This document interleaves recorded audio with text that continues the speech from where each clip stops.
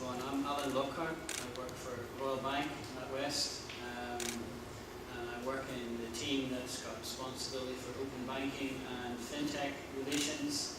Our team has been working within the bank to push the bank in this direction for some time, so we're working on the very edge as the organisation moves to more open banking and API-enabled economy. So Alan, maybe we'll start with you. So just to open up the discussion first of all, so what do you really see are the key opportunities for banks arising from this open banking regime as it is concerned?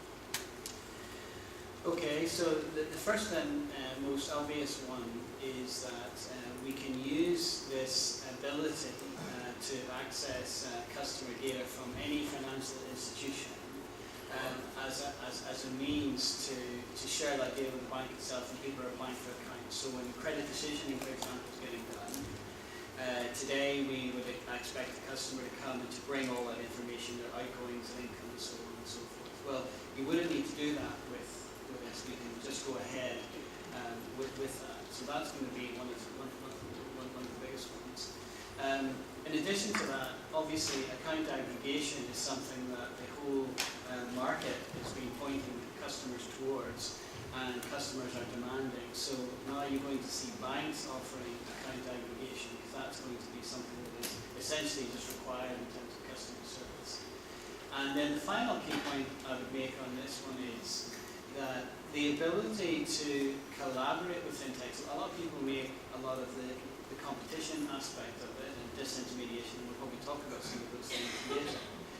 But one of the huge opportunities that's right on the doorstep is bringing the strengths of fintech startup companies and getting them working with banks, the large financial institutions, which have always been very closed in their thinking. Closed, they'll do it themselves. Thank you very much. Don't need any help. Right? Now that's not going to happen overnight. That requires a mindset change, it requires a cultural change, it requires an open outlook. But I think that change is inevitable, and we're seeing the first fruits of that, if you like, within Royal Bank. Yeah, thanks. Maybe we'll come back to that point around collaboration between the AT. Do you have any thoughts on what Yvonne's saying around the customer and liability and the redress mechanisms? Yeah, I think we obviously have mechanisms in place already around misdirected payments, and I think all of that processing there processes can be leveraged. So I think there's no real concern about that. This question about customer information is a headache for everybody. There's no question about it. And we don't know what the answer is yet. However, it's one of those things that just needs to be figured out. Right?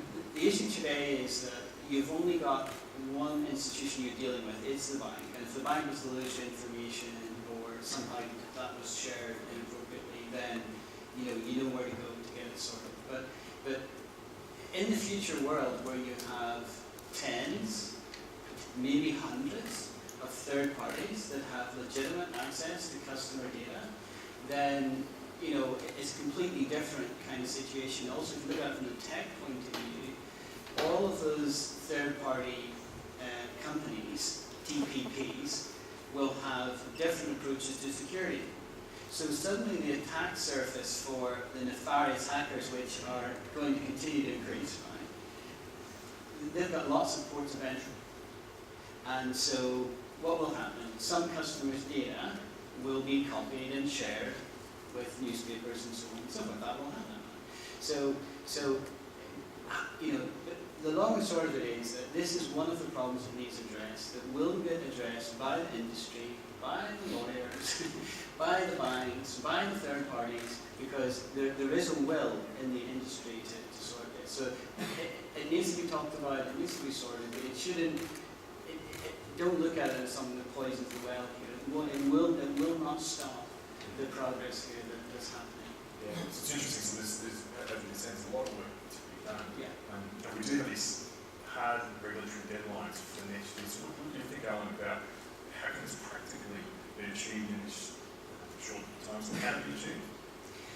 And so that's a good question, a very direct question. So the answer is the dates for January 2018 are challenging. But according to the current project plans that we have internally, I can only comment on those, is we believe they're achievable. In terms of what will help is very clear regulatory guidance on things. We're still waiting, for example, for the Treasury's consultation on PSD2. It's not expected until the end of July.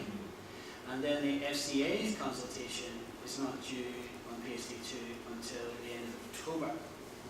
Now, large banks have something called change freezes. And so basically what that means is you halt all change for a period, a busy commercial period like over Christmas. So that will come in end of November. So the net of that is that it's a very short window if what comes out from the FCA is different from what we expect, then that creates a bit of a challenge. Yeah. So to be fair. So those are the things that we really need to get clarity on. There's lots around sharing data. And I guess we're moving from a stage of having these business models, as we mentioned before, that's screen scrape, towards an open API regime.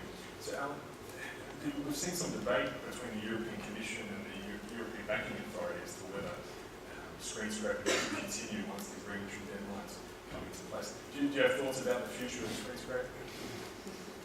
Sure. Yeah, I like to say that screen scraping is against my religion. And anyone who has any, people talk about, people having mechanical sympathy, if they're driving a car, I don't really understand that expression. And it's a bit like that if somebody on the technical side understands what's going on with screen scraping, you kind of, want to tear your hair out and say, this can't be the way it is, right? But the point Dave made very well earlier was that although the mechanism is far, far from perfect, and people are sharing the credentials with a third party, which is not a wise thing to do, or even strictly illegal thing to do in the past, people still did it because it made a need. Now finally, the banking industry, everybody from the regulators and the CMA9 banks, they're all getting their act together, and we're going to put in a mechanism that is going to mean that you won't need to screen scrape. Technically. Great. It's going to give us performance, it's going to give us control, it means that credentials will not be shared. For all of those benefits, we would say, absolutely, the future has to be using open APIs. That's really clear. However, we've got this, what's some kind of period, the fuzzy period between January and when the RTS, the regulatory technical specifications, come into force sometime in 2019, and the European authorities have already said that in that period, that screen scraping is okay.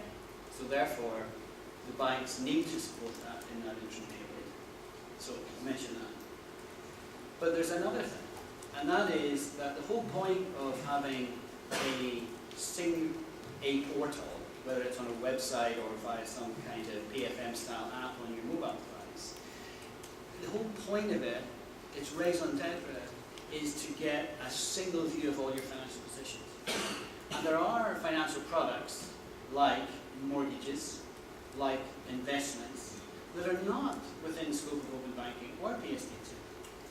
And so to get that data, you would have to screen scrape. So again, I said it's an imperfect world. You are going to be able to use open APIs for normal style accounts, but for those things, it's going to be this. There's always going to be a period. And then you can see that in the fullness of time, there wouldn't be a financial product on the market that didn't also have an API. It's just we're all dealing with legacy. Banks deal with huge amounts of legacy, but everyone's dealing with legacy here. It's not the way we did things in the past. How did we do it? In the past, we provided websites if customers had access. And before that, you didn't even get direct access. You had to phone your bank, and somebody at the bank had a green screen, and they talk to your data directly. So it's a transitionary period. I think in the fullness of time, it absolutely will go away. And I think the point one is that GDPR insists that it has to go away. Because just think for a second, a millisecond even, what's happening here as you're giving away your credentials to a third party. they have complete access to all of your data. There's no granularity or control or anything. It's just, here you go, okay? And that cannot persist into the future. So it will take time, but it will happen and it will be close now. Yeah, thanks. So we had quite a technical discussion. But Alan, what do you think in 5 years' time, where will we be in open banking? I think in 5 years' time, open banking will be the way to go. There's no question about it. The more interesting question is, what do you mean by that? Right? Does that mean that people will be using a third-party app to access their bank? I think in a lot of cases the answer will be yes, particularly for the younger people, millennials. They will jump to another app with alacrity. There's no impunity. You're not changing your bank account. Why not? Let's try it. My friends say this is good. Or Twitter says this is good. This is the thing that's hot on Facebook. Let's try that. Right? So that will happen. I think there's a large segment of customers who just will stick to their bank, whatever. They'll feel nervous about technology generally, and they'll stay with whatever their bank is providing. But I'll say another thing, and that is this. Banks themselves, as these APIs become available, they will start using these APIs themselves. The people in the tech industry call this eating dog food. It's expression. And so they'll use these APIs themselves with their own apps. So there will be no difference other than there'll be one experience from the bank's app. There will be other experiences from third-party apps, some competing with the bank's app. But you'll also see lots of third parties that are targeting niches that the bank's not interested in and not focused in. Like, so for example, children's products requires a different kind of gamified type of thing. Students, more elderly people. All of these segments require a different kind of interface that's more geared to them than the one-size-fits-all thing that banks generally would do. It's not that the bank isn't interested in all these different issues, it's just they can't possibly afford the costs and development and maintenance of 5 or 6 channel applications. But the market can. The market can. So that's where I think that collaboration, as opposed to competition, with fintechs, between fintechs and banks, is where, that's where the real action is going to be. So I'm Ryan for CNBC, journalist. My question is mainly to Alan. A lot of fintech experts have warned that banks are kind of very slow to kind of cope with incoming PSD2 regulations. What would you say to that? What would you say that RBS and ABRIDGED do in regards to this? I think the observation is correct and astute. Right? And we're no different from any of the other banks. This has come at us, all large companies, including banks, and especially banks because they're regulated, move slowly, right? Because we have processes and we have teams that make sure we follow those processes. And, you know, oh, this young person's got this bright idea. Well, forget that. Right? So big banks generally are not free to foot. They're not. Okay? And this change has been forced upon them by the regulator, as has been pointed out. But it's what you would expect. And it's not atypical. However, this change to open banking is fundamentally the biggest change that's ever hit banking since the invention of the checkbook. And it is, you know, it's like, I like to use that expression, you know, you will be assimilated by. We're moving into a open API ecosystem, and there is no choice. So all of the large organizations will come, kicking and screaming in some cases.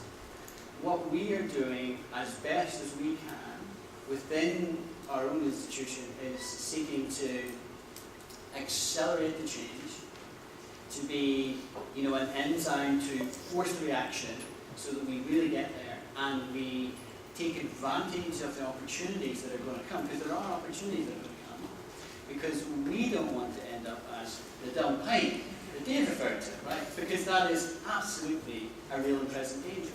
We want to be adding value. We don't want to be disintermediated, but we will be disintermediated from some of our customers for sure. That's guaranteed. So we'll win some, we'll lose some. So that's a kind of balanced answer, but I'm trying to be absolutely candid with you in terms of the reality here.